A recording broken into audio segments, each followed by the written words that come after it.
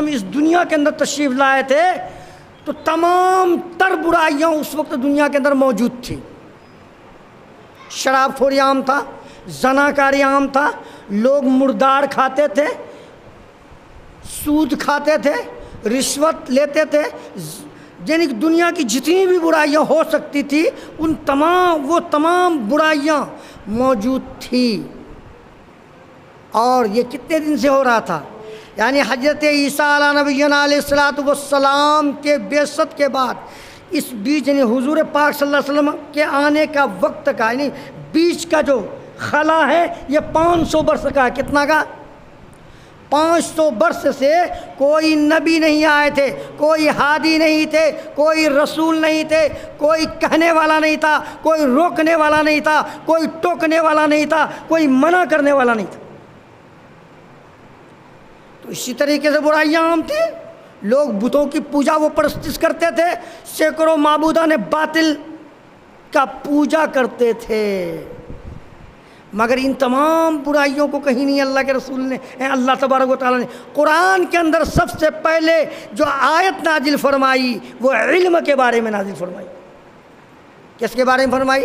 अरे शराब को रोकने के बारे में तो कर सकते थे, जना को रोकने के बारे में तो कर सकते थे, रिश्वत रोको के बारे में भी तो आयत नाजिल हो सकती थी, शराबियों के खिलाफ आयत नाजिल हो सकती थी कि नहीं। लेकिन सबसे पहले अल्लाह तबारक व तआला ने कुरान पाक में फरमाया इक़रा बिस्मि रब्बिकल्लज़ी खलक़, है नहीं। आज हम मुसलमान मोमिन इन तमाम चीज़ों को भूल चुके हैं।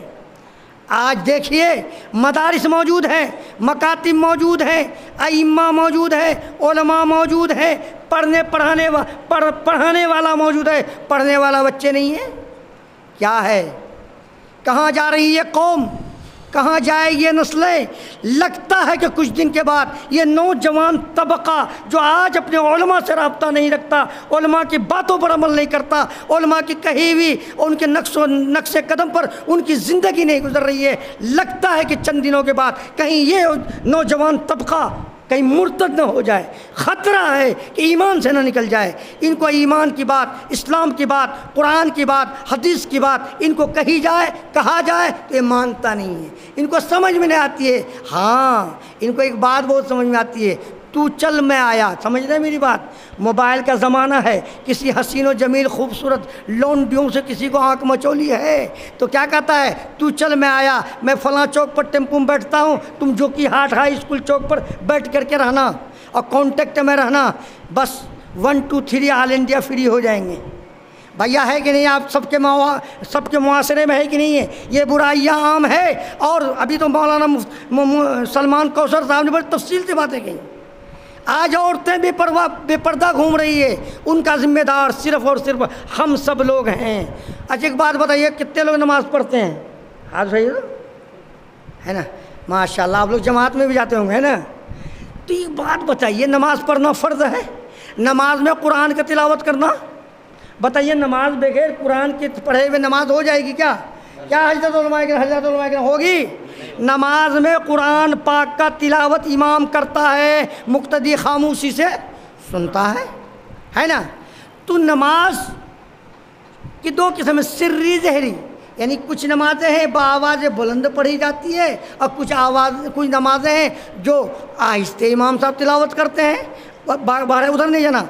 मगर औरतों की जमात के बारे में कहा गया, औरतों के बारे में कहा गया कि सौतुल औरत औरतुन, कि औरत की आवाज़ भी औरत है। बोलिए नहीं बोलिए फटाफट, आसान लफ्ज़ों में समझने की कोशिश कीजिए। औरत की आवाज़ औरत है। जब एक औरत जब नमाज पढ़े उसको आवाज़ के साथ नमाज की हालत में कुरान का तिलावत करना मना है, चाहे वो कौन सी नमाज हो, जहरी हो सिर्री हो। उलमा किराम की जमात है। मसला है कोई भी औरत हालत नमाज में कुरान की तिलावत बाआवाज़ बुलंद यानी आवाज़ के साथ नहीं कर सकती। वो जो भी करे तो आहिस्ता, जो भी पढ़े आहिस्ता, बिल्कुल पर्दे के साथ। और इसी तरीके से या वो घर में भी अगर तिलावत करे कुरान तो वहाँ भी आहिस्ता। अगर एक औरत खिड़की के पास बैठ करके किसी भी घर में कोई लड़की हो कोई औरत हो, जब आवाज़ के साथ कुरान की तिलावत करेगी और उसकी आवाज़ अल्लाह ने फितरतन औरत की आवाज़ को थोड़ी सी नर्म मुलायमियत और सुरीली बनाई, अच्छी आवाज़ है ना, औरतों की फितरत में अल्लाह ने दाखिल कर दिया है। जब वो कुरान की तिलावत करेगी आवाज़ से, तो जब आवाज़ से पढ़ेगी तो रास्ता गुजरने वाला के कान में अगर किसी के नौजवान मन चला नौजवान के कान से आवाज़ अगर टकरा गया तो वो क्या कहेगा, अरे यार ये औरत कुरान पढ़ती, इसकी आवाज़ इतनी अच्छी है। फिर शैतान ऊपर से नस्तर डालता है, इसकी आवाज़ इतनी अच्छी है तो ये औरत कितनी अच्छी होगी, है कि नहीं। यानी गुनाह बेलज्जत की तरफ शैतान उसको मुब्तला करता है, पहुंचा देता है। और तफसील की तरफ मैं नहीं जाऊंगा। जब एक औरत को हालत नमाज में कुरान का तिलावत करना आवाज़ के साथ शरीयत ने मना किया है, तो ये कौन सा मुफ्ती, कौन सा आलिम, कौन सी किताब, कौन सी हदीस में हमारी माँ बहनें ये देख चुकी है कि शादियों में एक सोहे गीत उसको याद है। और ये हमारे नौजवान तबका और बहुत ये क्या कहते हैं नाखानदा तबका, ना इल्म से दूर तबका, ये बाकायदा क्या करते हैं मालूम, मुखिया जी क्या करते हैं, मुजफ्फर भाई ये क्या करते हैं मालूम, स्पीकर ला के देते हैं, हॉर्न लगा करके गाओ गीत। वो तब अपनी आवाज़ में गीत, जब मान के ये भेलागंज में हम लोग हैं ना, अभी भेलागंज में एक औरत गीत गाएगी, उसकी आवाज़ पथराबारी, रानी, कजलेटा, उधर खोना, पिपरा, ये चारों तरफ आवाज़ जाएगी। तो बताओ दोस्तों उसकी जिम्मेदार कौन है, बताइए ज़रा। अच्छा आप में से कौन कौन शादीशुदा हाथ रही है शादीशुदा के? एक मिसाल देता हूँ, ऐसे कोई मसला नहीं है। शादीशुदा है कि नहीं है? आप सबके घर में बीवियाँ हैं। अगर बीवी बीमार पड़ जाए उसका जिम्मेदारी इलाज का कौन? हम लोग होते हैं कि नहीं होते? अगर औरत को कहीं ऑपरेशन कराना पड़ गया तो उसका मालिक हम, उनका कपड़ा फट जाए उसको देने का मालिक हम, है ना। और अगर नमाज नहीं पढ़े तो उसका मालिक कौन होगा साहब? अरे हम ही न होंगे भाई, और उसका मालिक हम है ना। कुरान में कहा रिजाल कव्वामुन अलन निसा, कि मर्दों को हाकिम बनाया औरत के ऊपर, औरत के ऊपर क्या बनाया? हाकिम बनाया है। अब अगर औरतें बेपर्दा घूमती है, बेटियां घूमती है, बहू और पुतों घूमती है, तो यकीन जानो दोस्तों तो उसका जिम्मेदार हम सब लोग हैं, उस पर लगाम लगाएं। अच्छी एक बात बताइए, जो कि हाथ टेम्पू जाता है डेली, मेरा पिपरा चौक से भी 10-12 टेम्पू डेली 3-4 चक्कर लगाता है। जब आप टेम्पू में देखेंगे कि ड्राइवर के पास सिर्फ 2-3 मर्द नाम का आदमी बैठता है, बकिया सब पूरे टेम्पू के अंदर औरतें जाती है। क्या कहाँ जाती है वो भाई? क्या हो गया इनके मर्दों को, क्या हो गया इन औरतों को कि इनको क्या मुखल्लात यानी खुली हुई मुर्गियों की तरह छोड़ दिया है। वो जाती है बाज़ार में बेपर्दा घूमती है, मर्द के बदन से टकराती है, मर्द लोगों को गैरत आ जाता है, थोड़ा खिसक जाता है, मगर वो औरतें न खिसकती है। हर एक के जेब में मोबाइल है, और यही नहीं जेब में रुपया, न जाने क्या क्या पान, वो फटाफट बीड़ी। आय हाय हाय, कहाँ चली गई ये कौम, कहाँ चली गई इसकी गैरत? अब आइए मर्दों का भी थोड़ा ऑपरेशन हो जाए। हम लोग मर्द हैं ना, अभी तो खेती बाड़ी कर लिए हैं, अगस्त का महीने सब बहुत एडवांस से खेती हो गया है कि नहीं? खेती एडवांस हो गया है, तो खेती तो कर लिए। जैसे खेती की, अल्लाह का अजाब भी रुका नहीं, आकर के सैलाब। क्या इरशाद भाई? अल्लाह का अजाब भी नहीं माना, आ ही गया। जब इंसान नाफरमानी इस सरजमीन पर ज़्यादा करने लगती थी, अल्लाह ताला के तरफ से अजाब भी रूनुमा हो जाता है। और जब इंसान ज़कात रोक लेता है तो अल्लाह ताला बारिश रोक देता है। उधर नहीं ले जाना आपको, सिर्फ़ और सिर्फ मुआशरे पर बात करनी मुझे। अब सब लोग चिल्ला में कितने लोग जाने वाले हैं? थोड़ा हाथ उठाइए। अभी जाने वाले हैं ना, अब तो तमाम को मरकज़ में जमा होना है। और इस महीने में कम से कम 100 जमात निकले। कितना मुझे भरवाओ? 100। पिछले साल भी कारगुजारे ही आई मरकज़ से कि 100 जमात राह खुदा में निकली है। और कौन सब? ये नाखानदा बिरादरी, जिनके पास वो ला इलाहा इल्लल्लाह तो पढ़ नहीं सकता, हिला हिला इल्लल्लाह बहुत पढ़ता है। ला इलाहा इल्लल्लाह, अमीर साहब कहे पढ़ो ला इलाहा इल्लल्लाह, कहता हिला इलाहा इल्लल्लाह।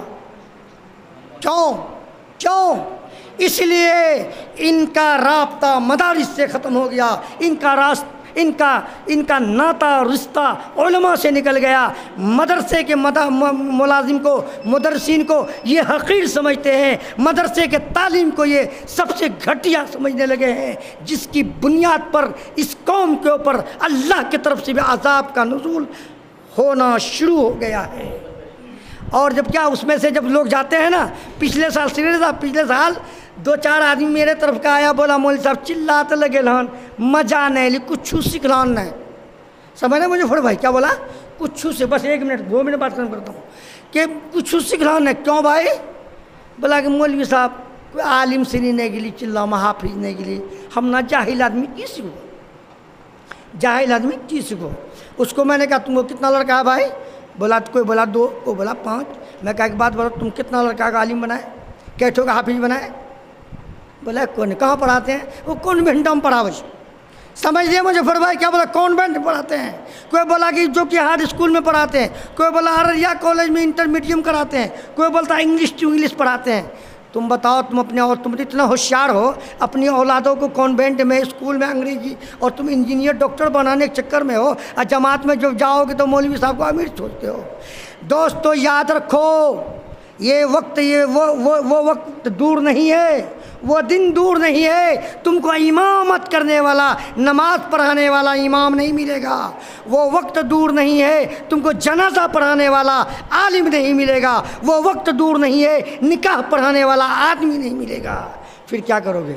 हर आदमी अगर अपने बच्चे को स्कूल कॉलेज में कॉन्वेंट में पढ़ाओगे, अगर 5 बच्चा 1-2 उधर भी पढ़ाओ, मदरसे में भी पढ़ाओ। आज मदरसे के मौलवी लोग बैठे खाली पड़े हैं, तुम्हारा बच्चा इधर उधर जाता है, वहाँ जाकर के 500 रुपये, 800 रुपये, 1000 रुपये तुम हर महीना भरने के लिए तुम्हारे जेब में पैसे होते हैं, मगर मदरसे का मौलवी साहब को एक कप चाय पिलाने के पास तुम्हारे पास कुछ भी नहीं है। और जब कभी चंदे के लिए जाता है, 2 किलो 2.5 किलो धान दे करके तमाम तरह एहसानात मदरसे के मौलवियों पर तुम जमाते हो।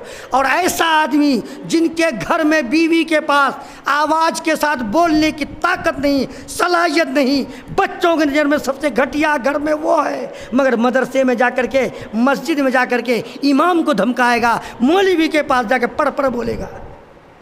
तो मेरे भाई अपने आप को खुद समझिए, अपने आप को संभलिए और कोशिश कीजिए। आपका गांव तो बहुत ज़्यादा मशहूर मारूफ हो गया, जब से आप लोगों ने डीजे वीजे बनाया, पूरे ज़िला में आपका नाम भी आ गया कि बारात लेके गए डीजे पीजे के साथ, सुना के मार भी खूब खाए, पता चला कि लड़की भी छूट करके घर आ गई।